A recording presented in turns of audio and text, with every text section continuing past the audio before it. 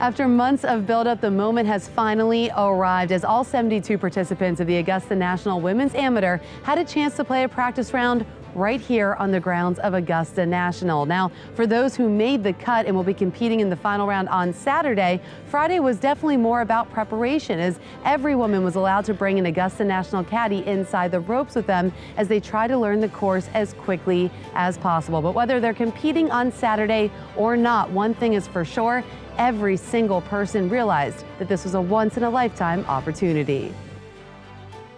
It's really hard to put into words, honestly. It's just such a joy. It's a gift that we got to play out here, and I enjoyed it so much. I was like, okay, I'm gonna go down to number 10 and see the shot that Bava hit, and then I'm gonna go on number 13 to see the shot that Phil hit. And I was just trying to see how they managed to do those things. Like, especially on number 10, like, it's just so hard to believe that Bava did what he did. It's a dream, and it's a golfer's heaven out here, that's to say the least. And the course is just, you know, everything you would expect, but even better. It's perfect condition, and it's a challenge, and requires all the shots. And the greens are very tricky, so it'll be a fun Saturday. It's pretty magical just to be out here, like, let alone playing. I mean, I've killed to come out for the Masters one year, but to say that I've been able to play Augusta National is a true honor. You have moments from every single hole out there, what different people did on different holes, some of them really good and some of them really terrible. That's all part of the charm of this course. When it comes to favorite holes here at Augusta National, it's seemingly impossible to choose just one, considering the fact that every single hole is so special and has its own unique qualities not seen anywhere else in the world. But when we asked players what their favorite hole was, one did seem to come up more than most. Hitting on 12 was super nice. I was really nervous on the tee, and I was like, hey, it's just a practice round, come on. But I mean, at the same time, you see the amount of history, and you can feel it. It's just so beautiful, the water, the magnolia, everything. It's just so picturesque, tough hole. It's just incredible. That little par 3, it can be nasty, but it's so beautiful. But I mean, watching that hole on TV versus playing it, it's different.